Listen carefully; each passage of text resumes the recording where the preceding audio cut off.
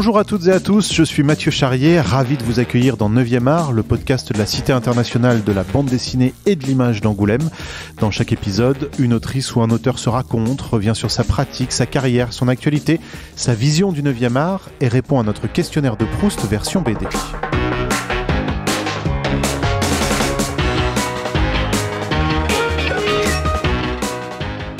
J'aime parler de l'enfance, de ses transformations et de ses solitudes.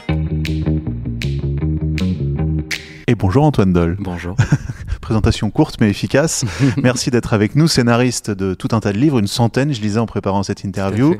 On te connaît aussi sous le pseudonyme de Monsieur Tan pour Mortaladelle, au succès incroyable, on aura l'occasion d'en parler. Mais si tu es avec nous aujourd'hui, c'est surtout à l'occasion de la sortie du tome 6 de 109 rue des Soupirs, publié chez Casterman. Tout à fait. Je tente un résumé, tu m'arrêtes si je dis une énorme bêtise. On est dans une petite ville qui s'appelle Bellengeois, j'adore ce nom. Et ça dit tout d'ailleurs de cette petite bourgade où il fait bon vivre, sauf au 109 rue des Soupirs, une maison hantée. Pas de chance parce que c'est là qu'Eliott, notre jeune héros, vient d'emménager avec ses parents, qui travaillent beaucoup, il est un petit peu délaissé, et il va donc faire la rencontre de colocataires, on va dire, un petit peu particuliers. Il faut préciser que ce sont des gentils fantômes, bienveillants. Ouais, on peut aussi rajouter que en fait, les parents d'Eliott travaillent tellement que eux ne se sont pas rendus compte que la maison était hantée, et que cet enfant est élevé finalement par des fantômes dans tous les sens du terme. Comment t'es venue cette idée ? C'est-à-dire cette idée de mettre des fantômes dans un univers enfant en se disant que ça va être des fantômes gentils ? Mon départ de création, il part toujours d'un endroit intime. J'ai vraiment besoin de trouver une connexion pour que je puisse délivrer quelque chose de sincère aux enfants, et je pense que c'est très important quand on est dans la création pour les enfants de toujours partir d'un endroit de franchise et d'honnêteté dans la création. Moi, mes parents ont divorcé quand j'avais 5 ans.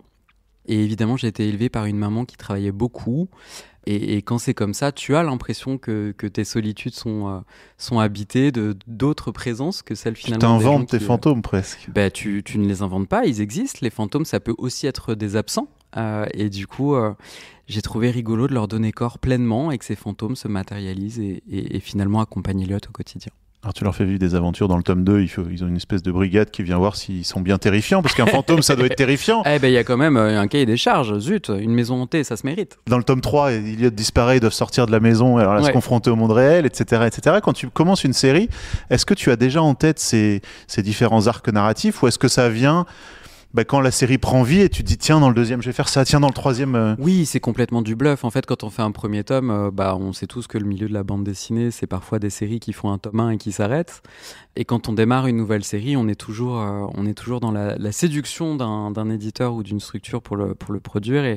Et c'est vrai non, moi j'arrive en faisant croire que j'ai un univers extrêmement vaste à déployer, mais la vérité c'est que j'ai surtout envie de partir de quelque chose et de voir où ça m'emmène. Donc, là, tu sais pour combien de tomes t'es parti ou ça va dépendre J'ai la chance aujourd'hui de pouvoir choisir de travailler sur des projets qui me rendent bien, qui me font plaisir, qui me rendent heureux. J'ai une super belle collaboration avec Guillaume Dumont, qui est l'illustrateur de la série. Je m'entends très bien avec les éditions Casterman, jeunesse, et c'est vrai que voilà, tant que le mariage est heureux, ma foi, on continue. Alors dans le tome 6, bouchez-vous les oreilles si vous voulez pas le savoir, mais dans le tome 6, l'histoire c'est donc Eliott est frappé par une espèce de maladie, une espèce de grippe. La grippe ectoplasmique. Voilà, c'est ça. C'était dur à dire, pardon. J'avais pas ectoplasmique. Ectoplasmique. Et donc il devient un fantôme. En tout cas, son esprit est séparé de son corps. Ouais, alors moi je suis plus radical. Le tome 6, Eliott meurt. Voilà. Ouais. Il a cette grippe, mais voilà. Il a 24 heures pour retourner dans son corps. Pour décider presque s'il retourne dans son corps. C'est lui qui doit faire le choix, personne ne peut le faire à sa place. On ne peut pas attraper son fantôme et le remettre à l'intérieur. Et donc ça questionne finalement qu'est-ce qui nous fait nous sentir vivants et pourquoi c'est important de se tenir debout. Et c'est pas un peu flippant de tuer son héros ? En fait, c'était une sensation hyper étrange parce que même les fantômes, il y a une case de la bande dessinée où ils disent mais attendez, il doit y avoir une erreur de script, c'est pas possible, un héros de BD ça ne meurt pas. Et en fait, je trouvais ça assez marrant d'arriver à ce moment de la vie de la série, ça fait 6 ans maintenant qu'elle existe, et de se dire, en fait, on peut aussi faire ce choix-là, d'arrêter une œuvre, d'arrêter un personnage, d'arrêter la narration de ce qu'on a raconté, et finalement de voir si le cœur redémarre. Alors, t'as pas encore les retours des lecteurs, mais tu les crains un peu ? Sur ce tome, je parle précisément. J'ai la chance d'être avec une communauté de lecteurs extrêmement bienveillants et c'est toujours chouette de voir à quel point ils accueillent les histoires avec curiosité, humanité et c'est chouette, ça veut dire que c'est un univers qui se connecte à eux. Tu parlais, puisque tu l'as dit, Elliot meurt au début de ce tome 6. La mort, c'est quelque chose qu'on retrouve un peu, régulièrement dans ton œuvre. Je crois que ton premier roman parlait de ça déjà. Je reviens de mourir. Je reviens de mourir. Tout à fait. Je pense que c'est plus une fragilité qu'une fascination. Je pense qu'il y a une question chez moi qui parcourt la centaine de livres que j'ai écrits. Elle est toujours dans cette quête de, finalement, qu'est-ce qui nous fait nous sentir vivants ? Moi, c'est de créer, c'est la création. C'est de faire sortir des choses du vide et de la feuille blanche. Et c'est quelque chose que j'ai besoin de matérialiser dans les histoires et que j'ai besoin de faire ressentir aussi à mes héros et d'exprimer à travers eux. D'ailleurs, globalement, tu écris sur des thèmes assez, entre guillemets, lourds, que ce soit l'inceste, le harcèlement scolaire, etc., les violences faites aux femmes. Tu fais partie de ces auteurs jeunesse qui expliquent que c'est pas parce qu'on s'adresse à des enfants qu'on ne doit pas parler de choses entre guillemets graves ou sérieuses. Parce que je pense que beaucoup d'adultes oublient qu'en fait l'enfance c'est pas forcément un endroit que de sourire, que de soleil, que de joie. C'est aussi un endroit de transformation un peu effrayante parfois. Un endroit de solitude aussi beaucoup et un endroit d'angoisse. On est dans des bascules, on est dans des environnements qu'on maîtrise pas totalement, qu'on n'a pas forcément toujours décidé. Et je trouve que c'est important aussi de parler de l'enfance sous l'angle de la complexité, c'est-à-dire qu'on peut aussi être triste, heureux, en colère, mélancolique, joyeux, etc. Et pour moi, c'est important d'avoir cette approche-là de l'enfant. Aussi parce que je pense que les livres pour enfants ne s'adressent pas qu'aux enfants. On s'adresse aussi aux adultes qui ont oublié qu'ils ont été des enfants.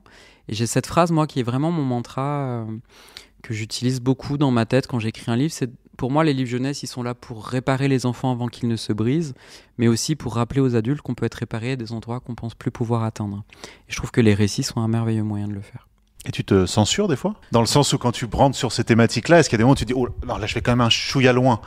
Non, parce que j'essaie de le faire d'un endroit de sincérité, toujours. Et je pense qu'à partir du moment où on est sincère, les mots viennent d'une façon qui n'est pas là pour choquer, qui n'est pas là pour venir percuter, mais qui est au contraire là pour venir prendre la main de quelqu'un et l'amener vers un propos, vers un sujet, vers des profondeurs où parfois on a peur d'aller soi-même. Et je crois beaucoup en ce respect de la sincérité. Mais je viens de vous citer une citation de moi-même que je m'applique quand j'écris, mais il y a aussi une citation de Chesterton que j'ai collée au-dessus de mon bureau qui m'accompagne depuis beaucoup d'années, qui dit que les livres ne sont pas là pour dire aux enfants que les dragons existent, mais qui sont là pour dire aux enfants qu'on peut tuer les dragons.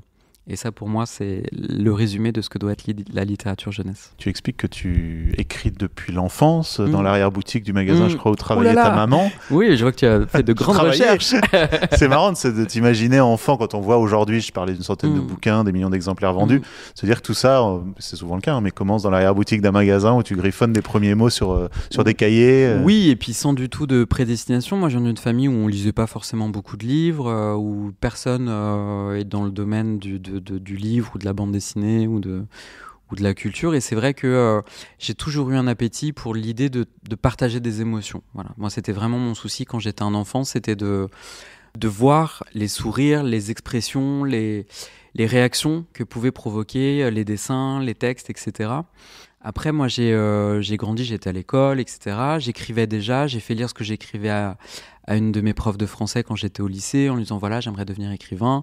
Elle m'a dit écoute, j'espère que tu as un plan B parce que en fait, t'écris pas, c'est pas ouf quoi.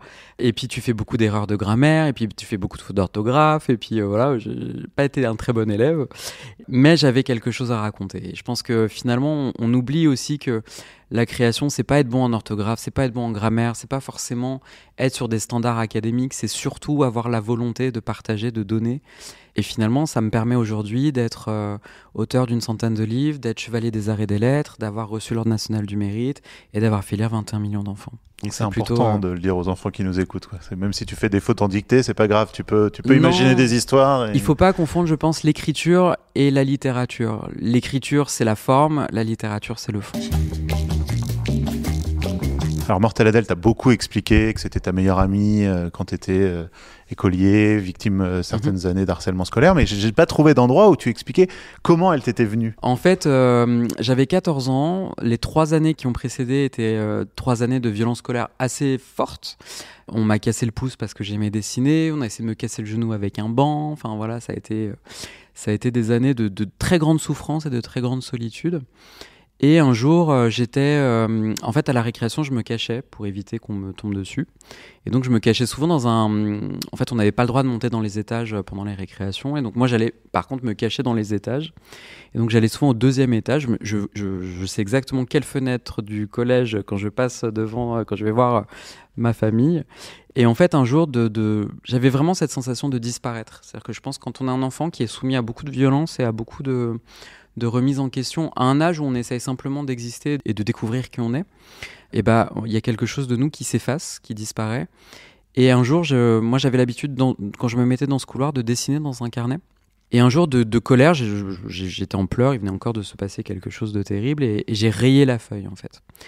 Et j'ai rayé la feuille, et j'ai regardé cette feuille, et en dessous, j'ai dessiné 2 yeux. Et en fait, c'était la barre de front de Mortelle Adèle et ses 2 yeux. Et j'avais besoin, en fait, que quelque chose me regarde et me fasse exister à nouveau. Et c'est ce qui m'a permis, petit à petit, de me dire, mais en fait, je peux m'exprimer par la création. Ce que moi, j'ose pas dire, je peux le faire dire par quelqu'un d'autre. Et c'est comme ça que Mortelle Adèle est apparu dans ma vie. Et alors pourquoi avoir pris un pseudo pour l'écrire Mortelle Adèle, Monsieur Tan, grâce à ton neveu, j'ai découvert. Ouais. Mais pourquoi te dire, pas me cacher, mais en tout cas, je vais faire la différence entre les romans que tu commences à écrire et ce personnage-là. Et bah, en 2011, quand on m'a proposé de faire une bande dessinée avec Mortelle Adèle, moi j'étais romancier. Donc j'écrivais des romans, je trouvais ça hyper classe de faire des romans alors qu'on m'avait dit que j'arriverais jamais à écrire. Et en fait, quand on m'a proposé de faire de la bande dessinée, c'est vrai que moi j'ai toujours aimé les héroïnes impertinentes. J'ai toujours été un très fidèle lecteur des héroïnes impertinentes et il y en avait beaucoup. Je trouvais que c'était une période où il y en avait moins. C'est-à-dire que quand j'allais acheter des bandes dessinées à ma nièce et à mon neveu, déjà pour mon neveu, c'était que des livres où c'était des héros garçons. Il n'y avait pas vraiment d'héroïnes qui s'adressaient aux petits garçons. Et pour les filles, c'était beaucoup de BD sur des petites filles qui rêvaient d'avoir une bande de copines, de faire de la danse, du poney, avoir un chat, etc. Et je me suis dit que j'allais faire cette bande dessinée pour eux. Et à l'époque, ils n'arrivaient pas à prononcer le nom Antoine, ils étaient trop petits, donc ils m'appelaient tout le temps Tan. Et moi, je pensais qu'on allait faire un tome de Mortelle Adèle et que ça allait s'arrêter, ou peut-être 2 tomes, et que j'allais revenir au roman, et tranquillement. Et donc je me suis dit, je vais m'appeler Monsieur Tan, ça leur fera un clin d'œil, et ça me rappellera à moi toujours quel était le point de départ, quelle était la volonté de départ quand j'ai voulu faire cette bande dessinée. Je précise que à partir de là, en fait, j'ai donné mes croquis à une première illustratrice qui s'appelle Miss Prickly, qui a dessiné les 7 premiers tomes. Et voilà, on a vécu cette aventure. Et puis Diane Lefeyer est arrivée à partir du tome 8 en 2014. Et c'est depuis avec Diane que je fais vivre Mortelle Adèle dans les différents livres. Julien Nil expliquait que le personnage de Lou, c'était assez inconscient d'en avoir fait une fille, alors que lui est un homme, mais qu'en fait aujourd'hui il se rend compte que c'était aussi une manière de presque de mettre un masque et de se raconter évidemment à travers ce personnage, mais quand même en ayant forcément une distance de par le genre. Toi, il y a un peu de ça aussi dans Mortelle Adèle ou pas ? Moi, j'en ai pas la même lecture. Moi, je pense que j'étais à un moment de ma vie où rien de ce que j'étais ne fonctionnait avec les autres, où j'étais constamment renvoyé. Enfin, moi, on me répétait vraiment tous les jours pendant 3 ans qu'il fallait que je me suicide. Donc, en fait, on était vraiment dans un moment d'annulation. Et je pense que je me suis dit, puisque rien de ce que je suis ne fonctionne avec les autres, je vais créer quelque chose qui est l'opposé de moi. Et donc, comme j'étais un garçon, j'ai dessiné une fille. Comme j'étais très timide, elle osait tout dire. Et en fait, tout s'est construit dans des espèces d'opposés qui, finalement, très étrangement, ont été comme un hameçon lancé dans le futur et qui m'ont fait apprendre qui j'étais. Alors, je suis un homme très à l'aise dans son genre, mais ce que je veux dire, c'est que ça m'a aidé à découvrir ma personnalité et à comprendre que j'étais pas si timide que ça, finalement. Comment tu l'as fait vivre au quotidien, Mortelle Adèle ? Zep raconte que quand il a commencé Titeuf, il vivait au-dessus d'une cour de récréation, qu'il regardait les gamins et que ça lui donnait tout un tas de situations. Toi, comment tu trouves tes inspirations de toutes les situations que tu écris ? Il y a des marronniers quand même de l'enfance, il y a quand même beaucoup de blagues qui sont des blagues de cours de récréation, qu'on a entendues tous à droite à gauche, et que je fais revivre à travers le prisme de la personnalité de Mortelle Adèle. Ça, c'est quelque chose qui permet aussi d'être aussi tout de suite dans le langage des enfants. Après, il y a beaucoup de situations que j'observe et où je me dis quel est le pas de côté, quel est le détail qui va faire qu'une situation ordinaire va devenir extraordinaire et va basculer du côté de Mortelle Adèle. Et c'est un personnage qui, par l'absurde, par ce pas de côté, par ce second degré, arrive à dédramatiser beaucoup de situations, arrive aussi parfois à faire en sorte que quelque chose nous touche moins. Et je pense que c'est vraiment toujours ce même réflexe que quand j'avais enfant, ou quand les situations venaient me percuter extrêmement fort, j'utilisais Mortelle Adèle comme un moyen de les tenir à distance. Et de les tenir à distance et de les observer un peu plus de loin. Et je crois que Mortelle Adèle, elle a toujours été pour moi un mécanisme proche de celui de la survie. Et c'est aujourd'hui ce qu'elle incarne. Là, on sort de beaucoup de jours de dédicaces, beaucoup d'enfants qui viennent nous voir. Alors peut-être pas tous les enfants qui lisent Mortel Adèle, mais ceux qui ont besoin d'aller jusqu'à la rencontre avec ces auteurs. Nous parlent de ça, nous parlent d'à quel point Mortel Adèle, elle est importante pour eux pour se saisir du monde qui les entoure et comment elle les encourage à affirmer qui ils sont. Et ça montre que finalement ça traverse plus que mon histoire. Et les titres, parce que faut quand même pas, je pense, minimiser aussi le succès de Mortel Adèle. Je pense que les titres jouent beaucoup là-dedans. Poussez-vous les moches, parents à vendre. Enfin, forcément, des gamins qui voient ça, et Prout Atomique, ils ont forcément envie de le prendre. Comment tu les travailles, ces titres-là? Ils arrivent dès la construction du livre ou à la fin, quand le livre se boucle? Ils arrivent même de plus loin que ça. C'est que moi, je viens d'une famille où, en fait, on rigolait beaucoup. Et on avait une sorte d'intra-langage. Alors, en fait, moi, ma famille, elle a éclaté vraiment assez jeune. Et on a été dans un clan resserré très vite. Et c'est vrai qu'on avait notre façon de communiquer. Poussez-vous les moches, funky moumoute. Voilà, c'était des façons, peut-être encore une fois, de dédramatiser des situations.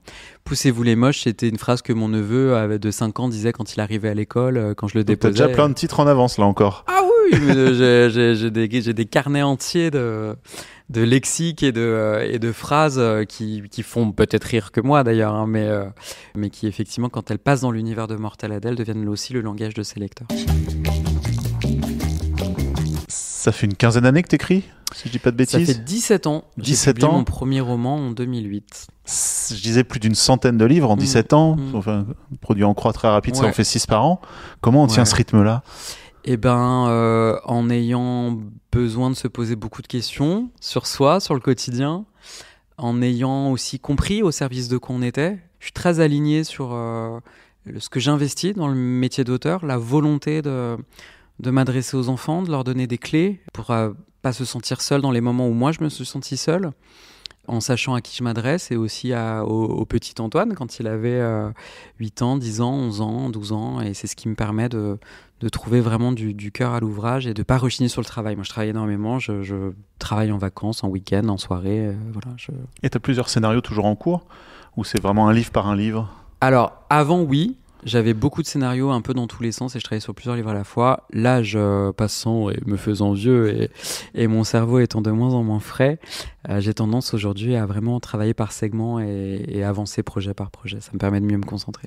Tu lisais beaucoup de BD, enfant, toi? Pas du tout. Ouais, en fait, moi j'ai des troubles de l'attention et donc j'ai beaucoup de mal à lire, en fait. C'est quelque chose qui me demande un effort. J'ai eu la chance d'être choisi comme président du grand jury jeunesse d'Angoulême cette année, et c'est vrai que ça m'a en fait canalisé pour lire les 18 livres parce que j'avais cette responsabilité, mais sans ça c'est assez difficile pour moi de tenir la lecture d'un bouquin sans buter au bout de quelques pages, mais par contre j'ai toujours adoré créer. Et on n'en a pas parlé, mais tu publies aussi des mangas, notamment chez Glénat. Ouais, tout à fait. Donc tu as été aussi inspiré par cette culture japonaise comme tous les gamins de cette génération. Oui, parce qu'en fait je lisais pas, mais je lisais des mangas en japonais quand j'étais ado, ne parlant pas japonais, donc c'est là où je vais en venir. C'est qu'en fait je pense que ma vocation de scénariste, alors peut-être pas la vocation, mais en tout cas la mécanique du scénariste, elle est née de ça. C'est-à-dire je lisais des mangas en japonais en imaginant ce que les personnages étaient en train de dire dans les bulles et en essayant de comprendre quelle était l'histoire que ça racontait. Et je pense que ça a permis à mon cerveau aussi de créer cette gymnastique, de se dire comment est-ce qu'on crée des successions de cases qui ont du sens et comment est-ce qu'on trouve un moyen de lier ce qui se passe à l'œil avec ce qu'on comprend à l'intérieur de soi. Et donc, je ne lisais pas au sens propre, mais je lisais avec mon cœur, avec mon ventre. Et c'est ce qui m'a permis, je pense, d'acquérir ça. Et les mangas ont été vraiment un apprentissage. Mais je pense comme toute la génération d'illustrateurs et d'auteurs qui ont grandi avec le Club Dorothée et le choc visuel que ça a pu être pour toute notre génération. Tu penses toujours, ou tu souffres toujours du fait que la littérature ou la BD jeunesse soit moins bien considérée que les segments adultes? Alors oui, on le ressent toujours. Est-ce que ça m'impacte toujours autant? Non. J'ai pris le parti de m'en foutre. Pardon, je suis pas très poli, mais dans le sens où, in fine, je pense qu'avec le temps, j'ai réalisé que c'était pas si important que ça d'avoir cette espèce de reconnaissance dont on ne sait pas trop qui, on ne sait pas trop à quel endroit elle se situe. Quand on a la reconnaissance des lecteurs, c'est... Et qu'on a 21 millions de lecteurs, moi ce qui me plaît, c'est les messages que je reçois des parents, des enfants, et de savoir pour qui j'écris. Et je pense que, in fine, être reconnu... J'ai arrêté de me vexer quand on me disait « mais quand allez-vous faire un vrai livre ?» Puisqu'in fine, quand j'ai sorti mon vrai livre, entre guillemets, qui était un livre de littérature générale pour grandes personnes aux éditions Robert Laffont, je me suis rendu compte que ce milieu n'était pas non plus un milieu dans lequel j'avais beaucoup envie d'évoluer. Donc aujourd'hui, je suis très épanoui dans ce que je fais. T'as déjà les prochains projets en tête? Ouais. Il y a La Petite Grande Aventure d'Ajax 2 qui sort en avril.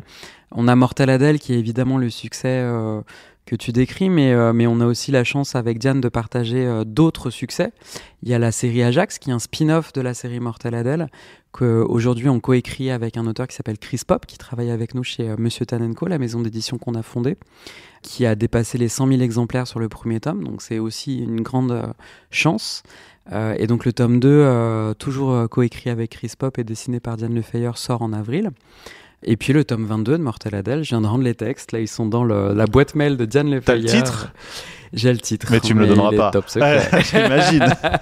Eh ben on sera patient en attendant. On relit tout ce que tu as déjà sorti. J'espère que c'est un rendez-vous pris. C'est un rendez-vous pris, les Mortel Adèle et ce 109 rue des Soupirs qui fait partie vraiment des belles séries jeunesse aussi de ces dernières années en bande dessinée. Donc je vous encourage, si vous l'avez pas découverte, à y aller. C'est le moment. Antoine Doll, Monsieur Tan, puisqu'on a parlé des deux, où on passe à notre questionnaire de Proust version BD. Est-ce que tu es prêt ? Tout à fait.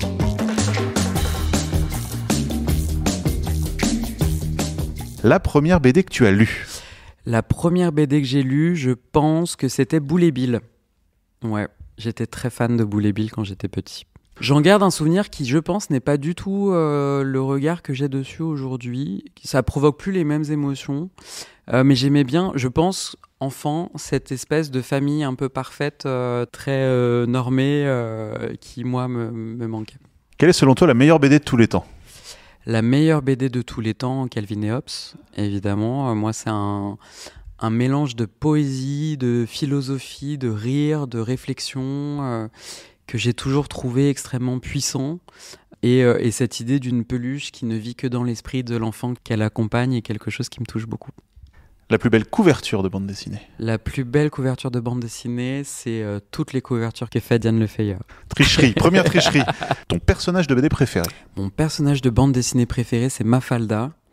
J'ai un amour absolu pour les héroïnes. Moi, j'ai été élevé par une maman célibataire qui m'a donné beaucoup de valeurs et qui m'a montré à quel point elle était combative, battante et capable de soulever des montagnes. Et j'ai trouvé beaucoup de fois dans l'idée qu'on pouvait montrer aux garçons qu'ils avaient des filles comme héroïnes. Et Mafalda est une héroïne que j'ai trouvée toujours extrêmement puissante dans la manière dont elle avait de questionner une société entière, son fonctionnement social, politique.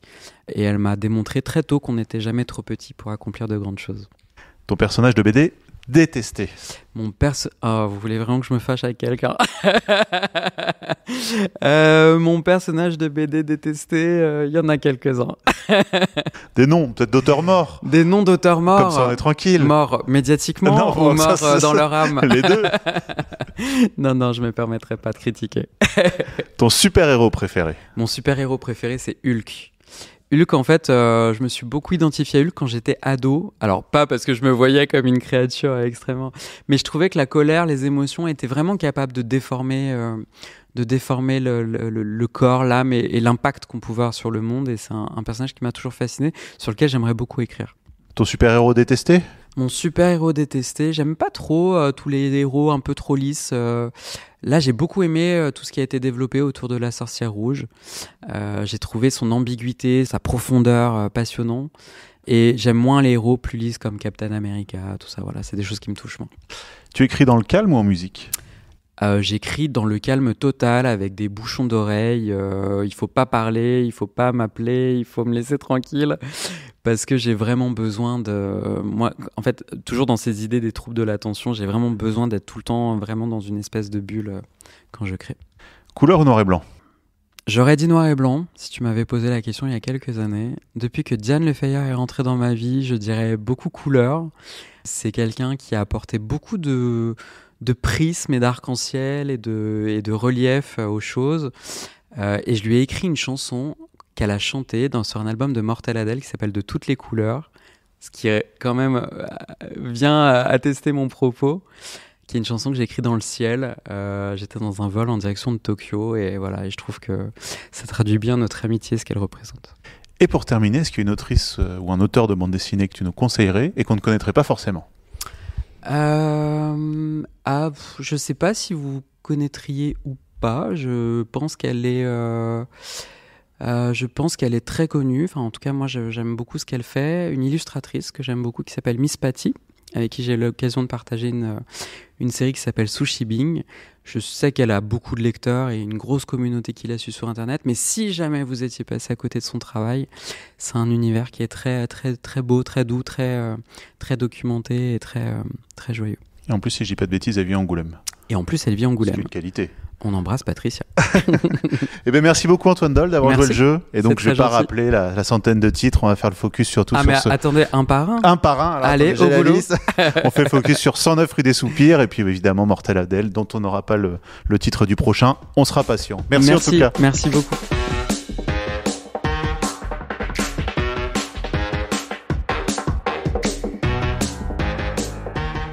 9e art est un podcast produit par la Cité internationale de la bande dessinée et de l'image d'Angoulême, réalisation Mathieu Charrier. N'hésitez pas à commenter ces épisodes, à les noter, à en parler autour de vous, c'est très important pour nous.